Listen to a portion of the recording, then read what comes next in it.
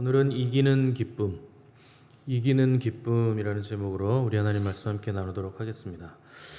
베드로는 고난을 앞둔 초대교회 성도들에게 그 고난, 불시험이 오는 이유에 대해서 우리를 정금과 같은 존재로 만들기 위함이라 이렇게 말하면서 그리스도인들은 예수님으로 인해 고난 당하는 것을 오히려 즐거워해야 한다. 그것이 목적이 있는 고난이기 때문이다.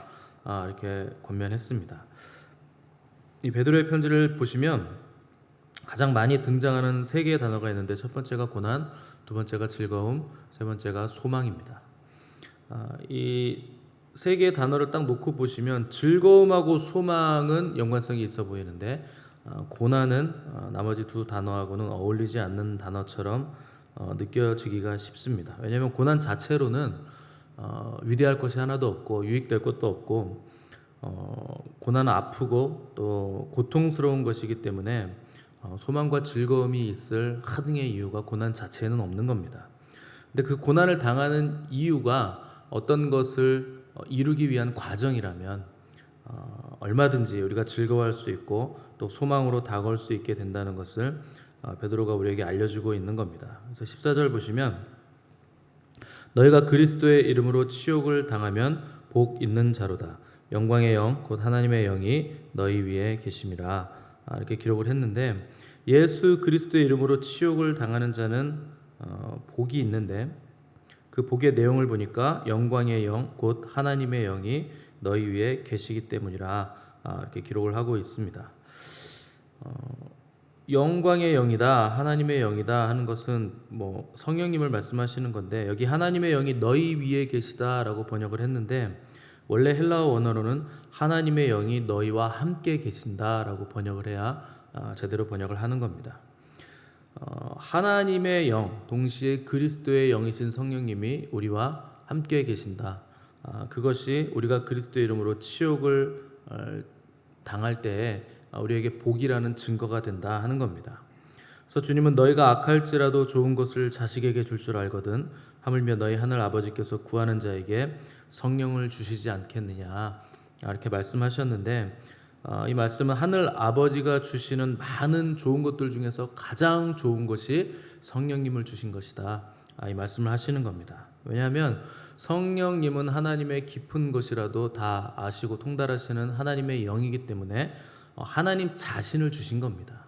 우리가 우리의 영혼을 누구에게 줬다 하면 내 자신을 다 쏟아부었다 이렇게 표현하는 것처럼 하나님이 그분의 영이신 그리스도의 영이신 성령님을 우리에게 줬다는 것은 우리에게 그분 자신을 모든 것을 주셨다 하는 뜻인 겁니다. 또 주님은 요한복음에서 누구든지 목마르거든 내게로 와서 마시라. 나를 믿는 자는 성경의 이름과 같이 그 배에서 생수의 강이 흘러나리라. 이렇게 말씀하셨는데 생수의 강이 그 배에서 흘러나리라고 했을 때 이 생수가 바로 성령님을 말씀하시는 겁니다.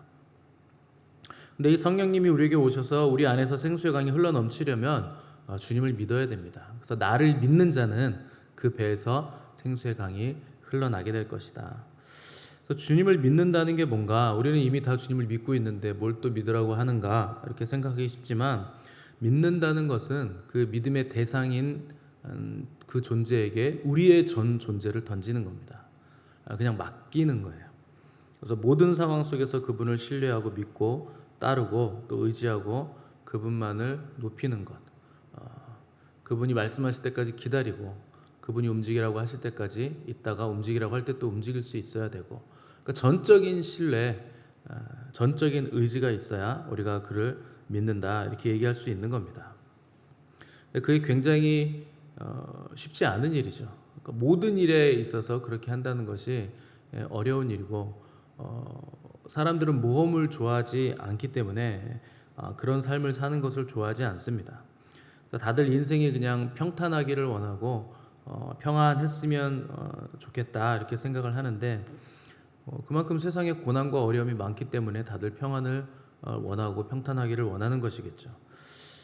근데 여러분 우리가 하나님이 우리를 부르셨다 할 때 그 부르심에 합당한 삶을 살아야 된다. 바울은 이렇게 기록을 하고 있습니다.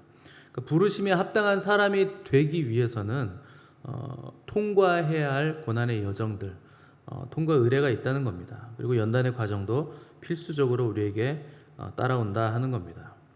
합당한 과정 없이 합당한 존재가 되는 방법은 존재하지 않습니다. 우리가 어떤 존재가 되려면 그 존재에 맞는 어떤 과정을 반드시 거쳐야 됩니다. 누가 올림픽에서 금메달을 따고 싶다면 금메달을 딸 만한 합당한 과정을 거쳐야 됩니다. 그래서 오랫동안 훈련해야 되고 몸이 이렇게 찌그러질 만큼 몸에 기를 내는 육체적인 훈련을 반복적으로 계속 거쳐야 됩니다. 그래서 진짜 금메달 따는 탁월한 선수들을 보면 훈련할 때 가서 인터뷰해 보면 오늘이 무슨 요일인지도 모르고 있고 시간이 몇 시인지도 모르는 상태에서 훈련하는 사람들 종종 있거든요. 그냥 내가 할 일을 한다는 겁니다. 무슨 일이 있든지 간에 비가 오든 눈이 오든 몸이 아프지 않는다면, 컨디션에 문제가 생기지 않는다면 그냥 그 일을 계속적으로 반복을 하고 있다는 겁니다. 왜냐하면 그만큼의 자기가 하려고 하는 목표만큼의 합당한 훈련이 필요하기 때문에 하나님께서 우리를 거룩한 나라요 택한 족속으로 왕같은 제사장으로 부르셨다면 우리가 그런 존재가 되기 위한 그 부르심에 합당한 과정을 반드시 우리가 통과를 해야 된다 하는 겁니다. 우리가 그리스도와 연합한다는 것은 그분의 고통과 고난까지도 감수하고 들어간다는 겁니다. 그게 연합이잖아요. 우리가 누군가 부부가 하나다 연합했다라고 얘기했을 때 그 사람에게 있는 모자름 그것도 나의 것이라고 여기는 것이고 그가 감수해야 될 고통, 고난도 우리가 함께 같이 그것을 감수한다 하는 뜻입니다. 가족관계 안에서도 아들이 아버지에게 속해 있다 하는 것은 아버지의 부끄러움이 나의 부끄러움이다라는 것을 감수한다는 것이죠. 또 아들의 부끄러움이 아버지의 부끄러움이다 하는 것도 우리가 감수를 할 수 있다 하는 것입니다. 그래서 노아의 두 아들이 함하고 달랐던 것은 아버지가 가지고 있는 약점, 아버지가 노출시킨 약점 받아들이는 것을 부끄러워하지 않고 그것을 자기들이 감당해야 할 몫으로 생각했다 하는 겁니다. 그래서 베드로가 그리스도의 이름으로 치욕을 당하면 복 있는 자라 이렇게 말을 했습니다. 그러니까 그분의 치욕이 나의 치욕이다. 나도 그 남은 고난을 나에게 붓겠다. 이것을 나도 감당하겠다. 이렇게 생각하는 자들은 복이 있는 자라 이렇게 말을 했는데 이것은 예수님의 산상수훈의 말씀을 기억하면서 베드로가 기록을 했을 겁니다. 주님은 산상수훈에서 의를 위하여 박해를 받는 자는 복이 있다. 천국이 저희 것이다. 이렇게 말씀하셨는데 여기서 의는 예수님이시잖아요. 그래서 바로 뒷구절에서 나를 위하여 너희들이 치욕을 당하고 모욕을 당하면 복이 있다. 이렇게 해석을 해 주셨습니다. 그래서 의를 위하여 박해를 받는다. 예수 그리스도를 위해 고난을 당하는 것이다. 핍박을 받는다. 같은 말입니다. 그래서 이 땅에 존재하는 모든 사람들은 모두가 다 고난에 직면하고 어려움을 당합니다. 믿든 믿지 않든 다 공이 보편적으로 인생은 지나가는 것이고 고난이 있을 수밖에 없는 삶을 살아야 되는 것이기 때문에 모두가 다 괴롭고 고난을 당할 수밖에 없습니다. 그런데 어떤 사람은 그냥 애매히 고난을 당하고 어떤 사람은 자기 때문에 고난을 당하고 어떤 사람은 그리스도라는 이름 때문에 고난을 당한다 하는 것이 베드로의 오늘 가르침입니다. 15절 보시면 너희 중에 누구든지 살인이나 도둑질이나 악행이나 남의 일을 간섭하는 자로 고난을 받지 말려니와 이렇게 기록을 했습니다. 사람들이 고난당하는 이유가 굉장히 여러 가지인데 어떤 사람은 살인을 저질러서 고난을 당한다. 그건 자업자득이다. 자기가 살인을 했기 때문에 사형을 자기가 당하든지 무기징역을 당하든지 어떤 식으로든 그 살인이라는 행위에 대한 보응을 받게 돼 있다 하는 겁니다. 그것도 고난이죠. 또 도둑질 하다가 잡혀서 고난을 당하는 사람도 있고 악행을 통해서 악한 생각과 그 행동을 통해서 그 부정적인 부메랑을 자기가 맞아서 고난을 당하는 사람도 분명히 있다. 이렇게 얘기하고 있는데 재밌는 것은 남의 일을 간섭하는 자로 고난을 받지 말라. 이게 무슨 말이냐면 오지랖을 부리다가 애매히 고난을 당하지 말라 이런 얘기입니다. 뭐 그렇게 남의 일에 간섭을 하느냐, 너나 잘해라 얘기를 베드로가 하고 있는 거죠. 그러니까 고난이라고 해서 다 같은 고난이 아니다. 그러니까 그리스도인들도 고난 당하는 분들이 많죠. 그런데 가만히 보면 자기 때문에 고난 당하는 사람들이 굉장히 많습니다. 특별히 다른 사람들과의 관계 안에서 태도가 좋지 않아서 고난 당하는 사람들이 매우 많습니다. 태도가 좋지 않아서 박해를 받는 경우, 그러니까 옳은 말을 하는데 진리를 말하기는 하는데 나쁜 태도로 말을 하기 때문에 박해를 받는 겁니다. 관계가 틀어지기 때문에. 그런 사람들은 자기가 진리를 말하기 때문에 박해를 받는다고 또 굉장한 착각을 하고 있어요. 내가 진리를 말하니까 이 마귀들이 나를 싫어해가지고 나를 박해하는 거야. 이런 식으로 자꾸 생각을 하는데, 내용 때문에 박해를 받는 것이 아니고 태도 때문에, 그 내용을 전달하는 방법 때문에 박해를 받는 겁니다. 이런 사람들은 꼭 내가 틀린 말 했냐 이러면서 또 따져요. 틀린 말을 한 게 아니고 태도가 틀려서 박해를 받는다. 그래서 태도가 틀어진 사람은 관계도 틀어지기 때문에 인생이 계속적인 고난이 올 수밖에 없다 하는 겁니다. 근데 고난 중에서도 가장 어려운 고난을 따지자면 아마 건강에 이상이 생겼을 때 우리가 받는 고난일 겁니다. 흔히 하는 말 중에 돈을 잃으면 조금 잃은 것이고, 명예를 잃으면 반을 잃은 것이고, 건강 잃으면 전부를 잃은 것이다, 이런 말이 있습니다. 동의하시나요? 근데 그리스도인들은 약간 다르게 생각을 해 보셔야 됩니다. 건강을 잃으면 과연 전부를 잃은 것인가?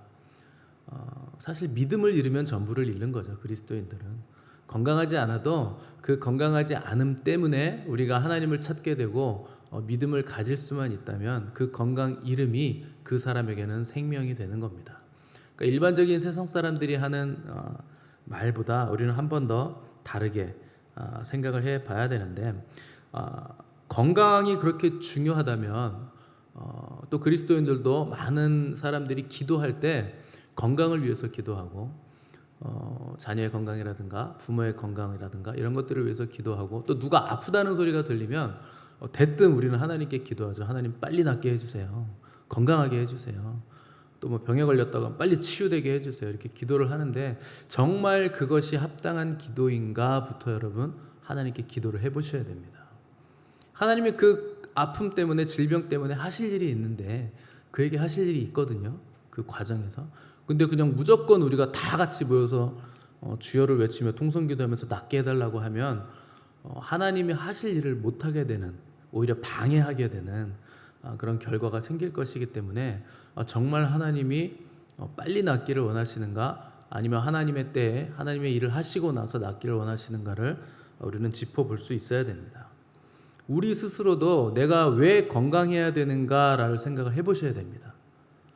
건강 위해서 그토록 많이 기도를 하신다면 여러분들은 왜 건강해야 됩니까? 정말 건강해야 되는 게 맞습니까?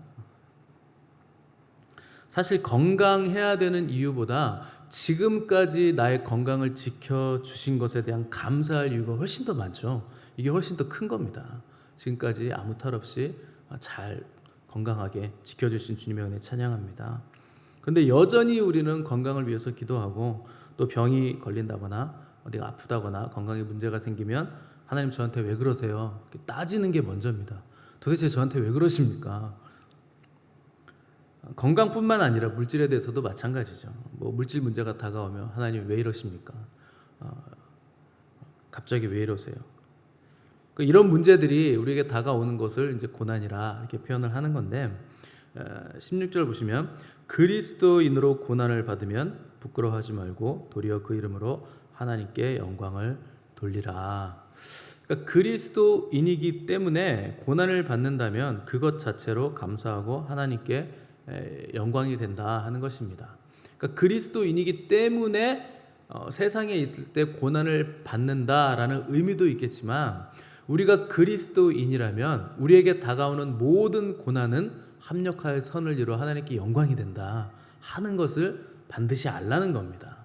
그러니까 우리는 고난이라고 부르지만 주님은 뭐라고 부릅니까? 영광이라고 부르는 겁니다. 뭐 이런 말 있잖아요. 뭐라고 쓰고 뭐라고 읽는다. 그러니까 우리는 고난이라고 쓰지만 읽을 때는 영광이라고 읽는 겁니다.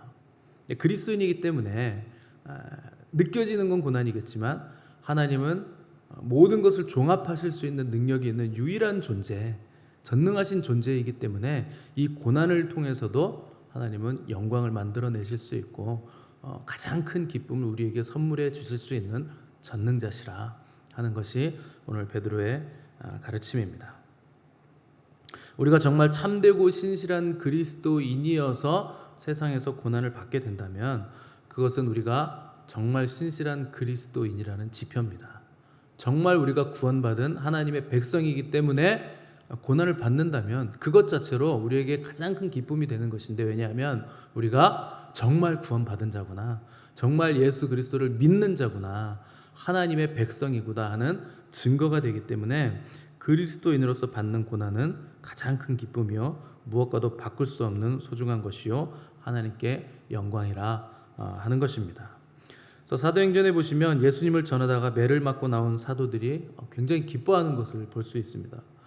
매를 맞았는데 왜 기뻐합니까? 무슨 변태들도 아니고 맞아서 그렇게 좋을까요? 아니면 맞고 풀려나서 야 드디어 풀려났구나 그래서 기뻤을까요? 예수 그리스도라는 가장 귀한 그분의 이름을 위하여 능욕당하는 것, 매 맞는 것, 고난당하는 것, 고통당하는 것, 그 일에 합당한 자로 여겨졌기 때문에 우리는 기쁘다. 이렇게 사도행전에서 고백하는 것을 볼 수 있습니다. 그러니까 그리스도 때문에 매를 맞는다, 그리스도 때문에 고난을 당한다, 그리스도 때문에 내가 죽음까지도 당할 수밖에 없다 하는 것을, 그 가치가 어떤 것인가 하는 것을 사도들은 알고 있었다 하는 뜻입니다. 그러니까 그리스도인의 특권은 뭔가? 그리스도라는 이름으로 인해서 고난을 당하는 것, 이것이 그리스도인들만이 가지고 있는 특권입니다. 근데 그것을 고난이라고 우리가 표현은 했지만 오늘 성경은 그것은 영광이다, 기쁨이다, 무엇과도 바꿀 수 없는 보배로운 정말 귀한 보화다, 이렇게 얘기를 하고 있는 겁니다. 세상 어떤 종교도 자기가 가진 믿음 때문에 고난받고 능욕당하는 일도 없고 그렇게 하려고 하지 않습니다. 유독 기독교만 핍박을 당하고 기독교인들만 타협하지 않고 죽음까지도 불사하고 이 믿음을 내려놓을 수 없는 것입니다. 이것이 유일한 진리이기 때문에, 이것이 아니면 안 된다는 걸 우리는 알고 있기 때문에 그렇게 반응을 하는 겁니다. 또한 마귀가 진리를 싫어하기 때문에 우리에게 끊임없이 저항을 가져다 주고 고통을 가져다 준다, 또 고난을 가져온다 하기 때문에 우리가 핍박을 받게 되는 겁니다. 근데 정말 주님을 사랑하면 주님 때문에 고난 당하는 것이 기쁠 수밖에 없습니다. 당연한 거죠. 가장 소중하신 분, 유일하신 구세주 예수 그리스도의 이름 때문에 내가 고난을 당한다, 이런 영광, 이런 기쁨은 없다 하는 것이 참된 그리스도인들의 고백이 될 수밖에 없는 겁니다. 왜냐하면 사랑은 내가 뭘 얻는 것이 아니라 내가 대가를 치르는 것이기 때문에, 내가 정말 그리스도를 사랑한다면 그분 때문에 어떤 대가를 치르는 게 마땅한 것입니다. 그래서 기뻐한다는 것이죠. 물론 우리가 사는 이 시대는 무슨 고난이나 엄청난 환난이나 대규모 핍박 이런 게 오지 않는 시대입니다. 언제 올지 모르겠지만 아직까지는 오지 않고 있는 시대죠. 근데 핍박이 없어도 우리가 참된 그리스도인임을 알 수 있는 표지가 있는데 그것은 바로 기쁨입니다. 이 기쁨이 고난도 넘어갈 수 있게 해주고 이길 수 있게 해주는 그 원천이기 때문에, 근원이기 때문에 고난이 없는 시대라 하더라도, 핍박이 없는 시대라 하더라도 우리에게 넘쳐나는 기쁨이 있는가, 생수가 계속 솟아나는가 하는 것을 보면 그 사람이 정말 참된 그리스도인인지 아닌지, 핍박이 왔을 때, 그 고난이 왔을 때 그 기쁨으로 고난을 이길 수 있는 자인지를 얼마든지 우리 스스로가 알 수 있다 하는 겁니다. 그래서 사도 바울이 주 안에서 기뻐하라고 했었는데 그 말은 그분만으로 누릴 수 있는 기쁨, 고난도 능히 이기고 뛰어넘을 수 있는 기쁨을 맛보아라, 이 말씀을 한 겁니다. 왜 그분이 주시는 기쁨은 모든 것을 이기는 기쁨인가? 그분이 주시는 기쁨은 영원하기 때문에, 영원한 기쁨이기 때문에 다 이길 수 있는 겁니다. 이 땅에서 우리가 당하는 모든 고난은 다 유한하죠. 이 땅에서 누리는 기쁨도 유한합니다. 어떠한 기쁨이 영원까지 그 기쁨이 가겠습니까? 여러분들이 대학에 붙었다는 그 기쁨이 얼마나 가던가요? 집을 사면 기쁨이 얼마나 가던가요? 복권에 맞았다고 가정을 해봤을 때, 수십억 수백억에 맞았다고 했을 때 그 기쁨이 얼마나 갈까요? 1년 넘어갈까요? 집에 금고에 금덩이가 가득 차 있다고 가정을 해봤을 때 그거를 딱 넣어놓고 봤을 때 몇 년은 기쁠 수 있겠죠. 근데 제가 수련회 가서도 말씀드렸지만 그 금고에 금이 가득가득한데 내 자녀가 잘못되면 여러분 기쁠까요? 그 금덩이 때문에 자녀가 잘못된 그 슬픔을 금덩이가 상쇄를 해줄까요? 불가능하죠. 어떠한 이 땅의 기쁨도 영원한 기쁨은 없습니다. 그런데 주님께서 주시는 기쁨만은 영원하다는 거예요. 그래서 이 땅에 있는 모든 어떤 상황들, 환경들, 조건들을 능히 뛰어넘고 이기고도 남는, 그것이 죽음이라도 뛰어넘는 기쁨을 주님이 우리에게 주신다 하는 것이고, 영원하다는 것은 변함이 없고 누구도 빼앗을 수 없다는 뜻이기 때문에 그 기쁨을 가진 자, 그 기쁨을 소유하고 그 기쁨을 이 땅에서 누리는 자는 그들이 바로 참된 그리스도인이라 하는 것을 성경은 우리에게 끊임없이 말씀을 해주고 있는 겁니다. 가장 큰 기쁨이 뭔가? 우리가 예수 그리스도, 우리 주님을 믿어서 하늘나라의 백성이 된 것, 이것이 가장 큰 기쁨입니다. 우리는 이게 너무나 당연해져서 내가 구원받은 하나님의 백성이다라는 것이 별로 안 기쁜 거예요. 근데 여러분, 만약에 그날 하나님이 점수를 매기셔서 오늘은 점수보다 1점 떨어졌네, 너는 이제 구원받은 백성 아니야 오늘은. 다음날 조금 열심히 하면 올라왔네, 커트라인보다 좀 올라왔는데 너는 다시 구원받은 백성이야. 그러면 여러분, 기쁨이 다시 회복이 될까요? 그런 식으로 하지 않기 때문에 우리가 구원이라는 그 기쁨을, 구원의 기쁨을 자꾸 놓쳐버리는 겁니다. 구원은 받았는데 구원의 기쁨이 없는 삶을 사니까 우리가 능력이 없는 삶을 사는 거예요. 그래서 다윗은 나를 주님 앞에서 멀리하지 마시옵고 주의 성령을 내게서 거두어가지 말아 주십시오. 그리고 구원의 기쁨을 다시 한번 회복시켜 주십시오. 이렇게 기도를 했던 겁니다. 여러분, 기쁨이 없으시다면, 내 안에서 생수의 강이 넘쳐나지 않으신다면 다윗의 이 기도를 하셔야 됩니다. 다시 한번 성령 충만함을 주시옵고 내 안에 구원의 기쁨이 충만하도록 주님 회복시켜 주십시오. 구원은 받았는데, 내가 하나님의 백성인데 구원의 기쁨이 사라졌습니다. 주님 불쌍히 여기시고 다시 한번 구원의 기쁨을 회복시켜 주십시오. 이렇게 기도를 하셔야 됩니다. 가장 큰 기쁨은 우리가 구원받았다는 것, 하늘나라 백성이 되었다는 것. 그래서 우리가 평생을 믿어온 이유가 뭡니까? 영생 얻기 위해서, 영원한 그분의 나라에 들어가기 위해서. 왜 거기에 들어갑니까? 거기에 우리 주님이 계시기 때문에 거기 들어가려고 하는 거 아니겠습니까? 그분을 얻기 위해서라면 그분의 이름 때문에 당하는 고난은 아무것도 아닌 것이고, 현재 고난은 장차 올 영광과 좋게 비교할 수조차 없는 것입니다. 근데 가장 불쌍한 사람이, 교회는 오래 다녔는데, 예수님 믿은 지는 오래됐는데 예수님이 실제가 되지 않은 사람이 가장 불쌍한 사람이에요. 그분이 누군지도 모르고 그분과 함께 동행하는 기쁨이 뭔지도 모르고, 다윗의 고백처럼 주 앞에는 기쁨이 충만하고 주 오른편에 영원한 즐거움이 있다는데 그 기쁨과 즐거움 한 번도 느껴보지 못했고 그것이 뭔지도 모르는 사람이 교회 안에는 앉아있는데 기쁨이 없는 사람들, 가장 불쌍한 사람들이에요. 평생을 믿었고 교회를 다녔는데 마지막에 주님 앞에 섰는데 내가 너 도무지 모르겠다 하면 그거보다 불쌍하고 불행한 사람이 어디 있겠습니까? 그래서 우리는 종교 생활 그냥 습관처럼 왔다 갔다 하는 거, 이걸 멈추셔야 됩니다. 빨리 멈추시고 신앙 생활을 하셔야 돼요. 생명이 있는 삶을 살아가야 되고 그분과 동행하는 삶, 내가 그분과 인격 대 인격이 만나 교제하는 삶을 사셔야 됩니다. 그 은혜가 여러분들에게 있기를 바라고, 또 구원의 기쁨이 회복되시기를 바라고, 또 두 마음이 싸우는 광야에서 뺑뺑이 그만두시고 가나안 땅 안식, 그 영광 안으로 들어가시는 저 여러분 되시기를 간절히 바랍니다. 함께 기도하겠습니다.